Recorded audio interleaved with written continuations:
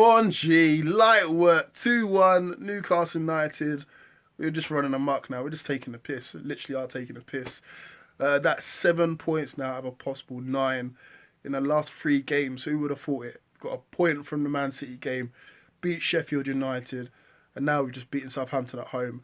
And although we did make it look harder than it needed to be, we proper grinded out that result. And if that's the case, then I'll take that every day of the week. Great performance. Well, I wouldn't say great performance. It was a good performance, but a solid one nonetheless.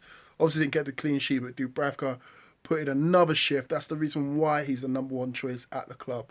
And that's the reason why he started, 60-odd games on the bounce, whatever.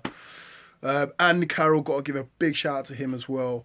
Game changer. I said it as soon as I seen the team sheet that although Joe Linton may start and he keeps getting this run of games because we spent £40 million on him, when Andy Carroll gets on the pitch, he is going to be the game changer, and that was the case as well.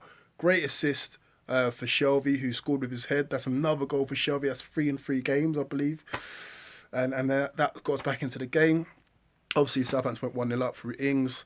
What was going on with that goal, I do not know. I don't know why Shah ducked that header and allowed Ings to go and score, but they went 1-0 up. Then we went and got an equaliser, as I said, through Carroll. Well, not through Carroll, but through Shelvey via Carroll with a cross. And then, obviously, we've gone and scored the winner through Fernandez. Obviously, great, not calling it an assist, but it was a great strike by Longstaff nonetheless. And that's something that what Miguel Almiron's not been doing, just taking a shot. As soon as Longstaff got on the pitch, took a shot, palmed out by McCarthy. I was about to say good save by McCarthy, but palmed out McCarthy into the path of Federico Fernandez, puts in the back of the net in the 87th minute, and that's it.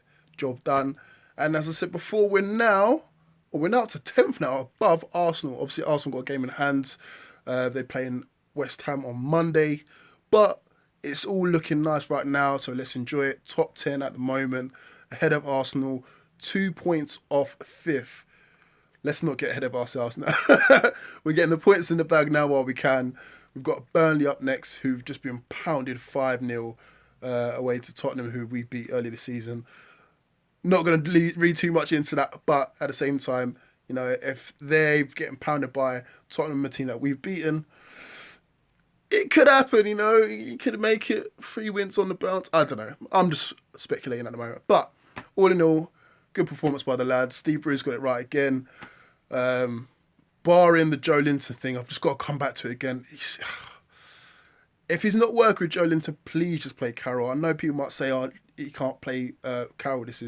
Can't play 2 games in 4 days. But if that's not the case, then we've got to try something else because the whole Joe Linton thing's not working. Whether he's playing in the wrong position, whether he needs to be playing in different games, maybe a cup game, whatever.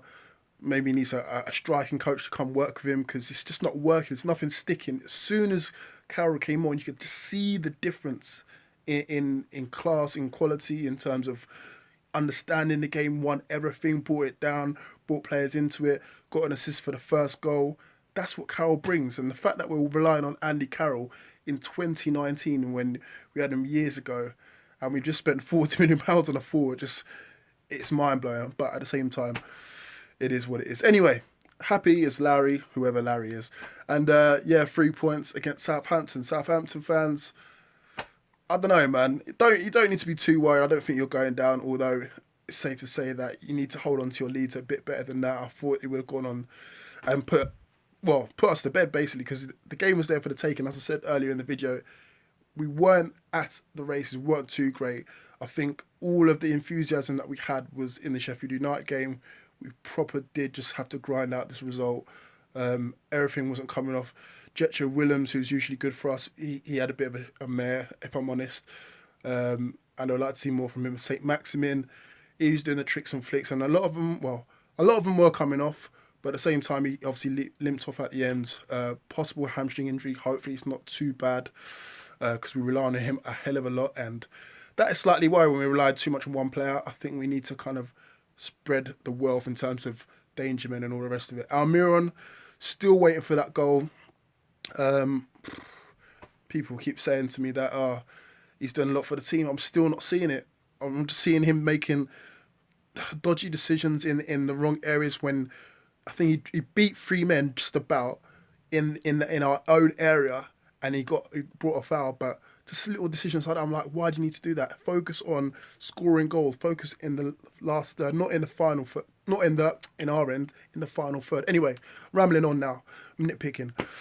What I've got to say is great performance, and yeah, let me know your thoughts in the comment section below, and let me know your thoughts on Twitter on where we'll go on from here. Burnley up next. Will we get 3 wins in a row, and will we continue to push on for European football? I know. I'm laughing as I'm saying it, as it's coming out of my mouth. European football, Newcastle United, Stevie Bruce's Mags. Yeah, I'll leave it on that one.